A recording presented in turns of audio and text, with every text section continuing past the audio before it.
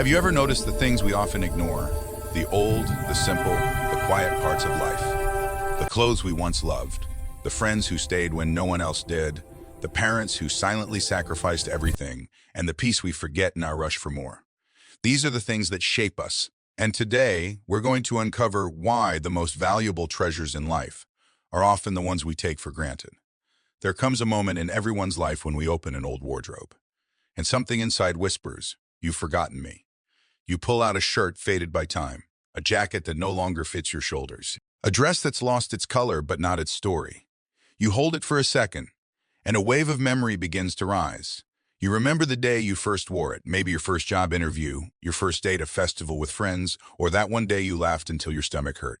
That piece of clothing is more than fabric. It's a photograph made of thread. It holds sweat, dust, and dreams, woven with moments you'll never live again. But here's the strange part. When we outgrow our clothes, we often think we've outgrown what they represent. We throw them away, not realizing that sometimes the things we outgrow are the ones that quietly built us. That old school uniform carried your innocence.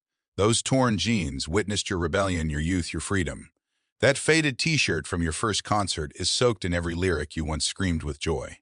We call them old, but maybe they're just honest, because they show the truth that nothing lasts forever. And that's exactly what makes it precious. The older we get, the more we start chasing the new clothes, new gadgets, new versions of ourselves.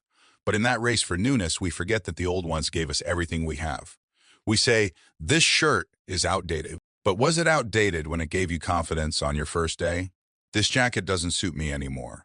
But didn't it once make you feel unstoppable? Sometimes we treat objects the way we treat people. We stop valuing them once they stop impressing others.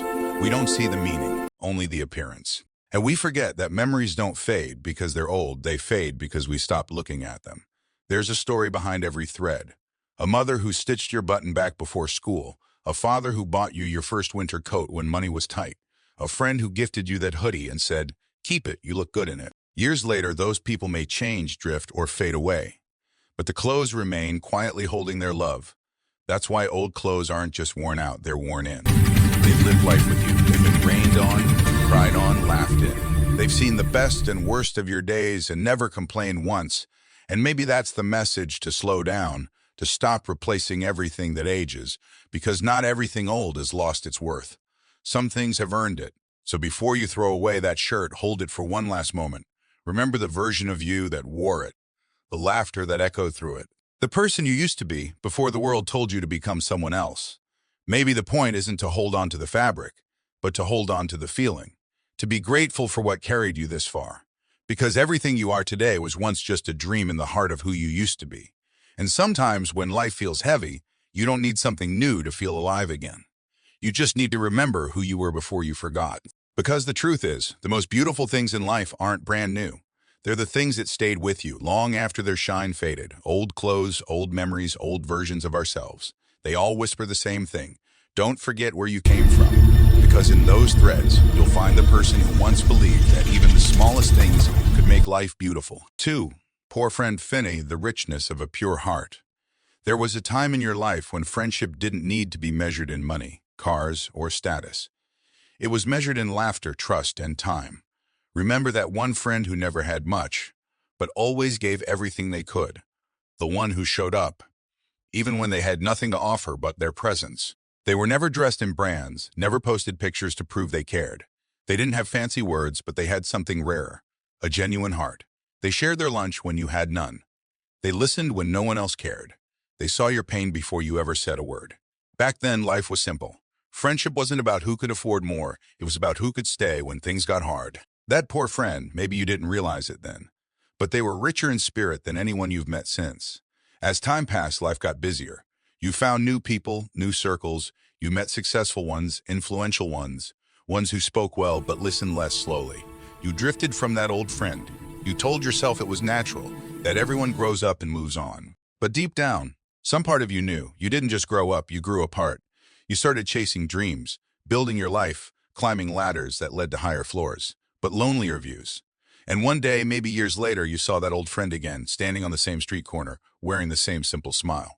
Maybe they were still struggling. Maybe life hadn't been kind to them, but their eyes, they were still the same. Honest, kind, free of pretense. You waved, and for a moment the world paused. You saw the years between you, all the noise, the pride, the excuses, and you realized something painful but true. You left behind someone who never would have left you. You felt it deep in your chest, that strange mixture of warmth and guilt, because you knew no matter how many new people you've met, no one ever cared for you like they did.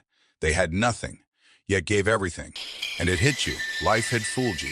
It made you believe that wealth meant worth, that success meant connection. But that poor friend, they were wealth itself. The kind of wealth that money can't buy, because it's made of loyalty, time, and love. Sometimes, you'll realize their true value only when you hit rock bottom. When all the noise fades and the crowd disappears, that poor friend will still be the one who picks up your call without hesitation. They won't ask where you've been.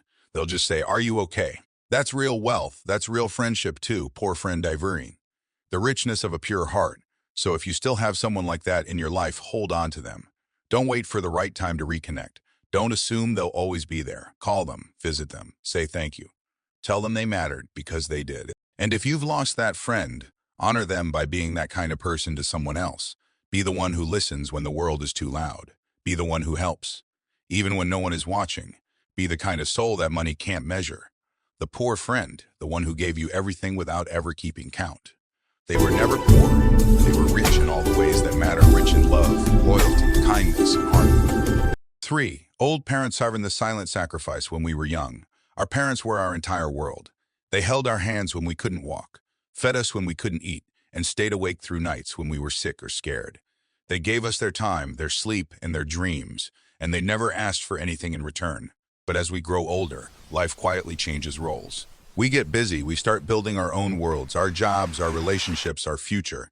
And without realizing it, we begin to drift away from the people who once gave up their world for us. They wait for a call that doesn't come. They sit by the window, wondering when you'll visit. They smile at your pictures on their phone, pretending they're fine, pretending they understand that you're just busy. But deep down, they miss you more than words can say. There's something sacred about old parents. They become quieter, they stop asking for help. They don't want to be a burden. And that's the saddest part, because they once carried our burdens without complaint. They'll say, "It's okay, son, I understand you're busy." They'll say, "Don't worry about me, I'm fine." But behind those words are unspoken feelings, a heart that misses your presence, a silence that aches for your voice. One day, you'll look up from your busy life and realize they've aged quietly.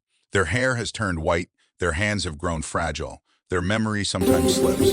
And it hits you, you've been so focused on becoming someone in the world that you forgot to just be someone to them.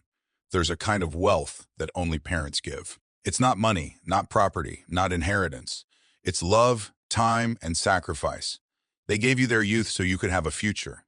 They gave you comfort while they quietly went without. And all they ever wanted in return was your time. Stop waiting for the right time. There is no right time. Call them, visit them, sit beside them. Listen to their stories, even the ones you've heard 100 times. Because one day, those stories will be gone. And all you'll have are echoes. Old parents don't need your money. They just need to know they're not forgotten. And when you give them your time, your love, your respect, you're not giving them something extra. You're simply returning what they gave you all along. 4. Simple living. Following the secret to a full life. We spend our lives chasing bigger things, bigger houses, bigger jobs, bigger dreams.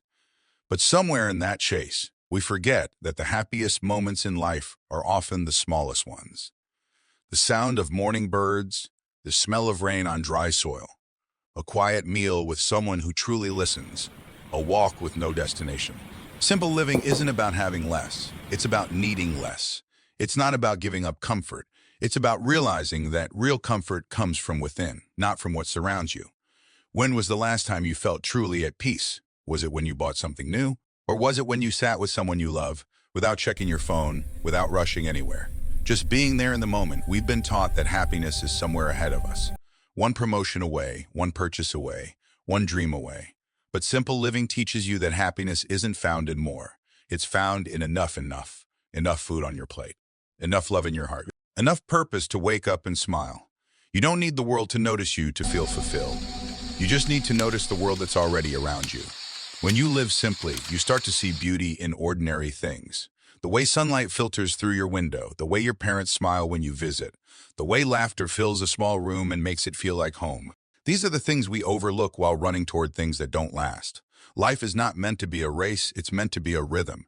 And the people who learn to slow down are the ones who actually live. Peace doesn't come when you get everything you want. It comes when you realize how little you need to be happy. Simple living means letting go of grudges, unnecessary worries, the need to prove yourself. You stop trying to impress people who don't care and start nurturing those who do.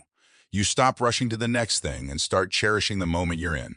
Because in the end, when you look back, you won't remember the things you collected. You'll remember the moments that collected you, the laughter around a small table, the quiet evenings with the people you love, the mornings when peace felt like the greatest luxury of all. A simple life is not a poor life. It's the richest one there is. Old clothes, old friends, old parents, and simple living. They all have one lesson in common. The most precious things in life are not new, loud, or expensive. They are the quiet, the familiar, the heartfelt moments we often overlook. So slow down, look around, appreciate the old, the humble, the simple. Hold on to them, love them, cherish them. Because life's true wealth isn't counted in money or things.